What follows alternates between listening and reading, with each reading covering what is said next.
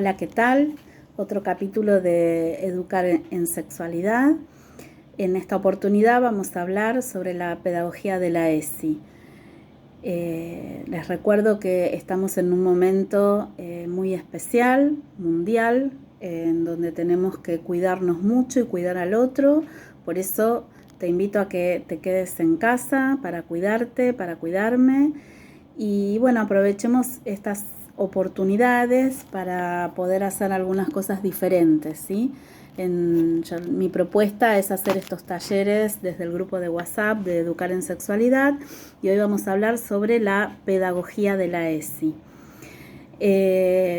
La ESI es la educación sexual integral, y la temática de la sexualidad aborda diferentes aspectos que son de interés tanto para niños, niñas, adolescentes y adultos. Y esto es lo que hace que sea un tema muy interesante, porque todos queremos saber cuestiones acerca de la sexualidad. Por lo tanto, el interés ya está puesto sobre la mesa. No se necesita motivar tanto a la persona, porque es algo que tiene que ver con la naturaleza humana y que está relacionado a la sexualidad con muchas cuestiones de nuestro cotidiano, con muchas cuestiones del día a día. Por otro lado, esto hace que podamos hablar de cuestiones que antes se callaban, ¿sí? Que podamos hablar de lo invisible y que se generen espacios para escucharnos, para escuchar a la otra persona y para que nos escuchen sobre cuestiones que también nos pasan a nosotras, a nosotros, ¿sí? Las necesidades que tienen que ver con lo individual. Y la educación sexual integral viene a traer esto justamente de lo integral, de salir de ese concepto de sexualidad en donde se solía hablar solamente de la cuestión física, de la cuestión biológica. Comenzamos a tener en cuenta el concepto de sexualidad más amplio que nos propone la Organización Mundial de la Salud, en donde se tienen en cuenta los aspectos biológicos, psicológicos, sociales, donde se va a tener en cuenta la historicidad de la persona. Y acá viene también el tema de lo pedagógico de la educación sexual integral, ¿no? Cómo abordar y cómo poder hablar de la temática si yo tal vez no reviso mi propia sexualidad.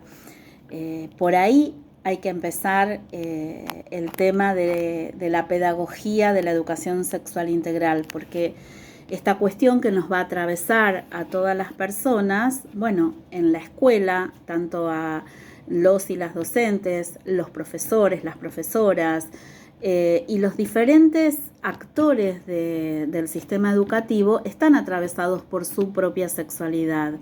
Hacer una revisión de la propia biografía sexual es lo que nos va a permitir poder estar más conscientes de nuestros valores respecto de los distintos aspectos de la sexualidad. Y desde ese lugar es desde donde yo voy a hablar de la sexualidad. Entonces tengo que revisar mi propia sexualidad para ver si está en concordancia con el Programa Nacional de Educación Sexual Integral, si está en concordancia con los lineamientos curriculares y, bueno, qué cosas yo tendré que modificar de mí, ¿sí? Pensemos que la educación sexual integral nos propone distintos ejes, y entre ellos, por ejemplo, el eje de el respeto por la diversidad.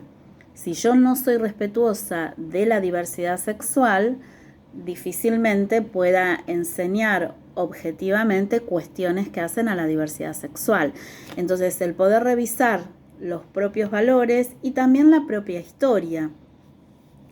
Y esto los sexólogos lo llamamos biografía sexual, y quienes han participado de otros encuentros de Educar en Sexualidad saben que es un tema recurrente de la biografía sexual, ¿no? Bueno, ¿cómo me llamo? ¿Por qué me pusieron ese nombre? ¿Qué regalos tuve cuando nací? ¿A qué jugaba cuando era chica? ¿A qué me dejaban jugar? ¿Cómo me trataban? Si se trataba diferente a los varones o a las mujeres de la familia. Y estas cuestiones también se van a repetir en la escuela. Entonces, esta pedagogía de la educación sexual también va a estar atravesada en lo cotidiano de la escuela, en estas acciones que tienen que ver con la rutina escolar, con la llegada a la escuela, cómo ingresan los chicos y las chicas a los salones, cómo se elaboran los actos escolares, qué pasa con las salidas, qué pasa con la clase de educación física.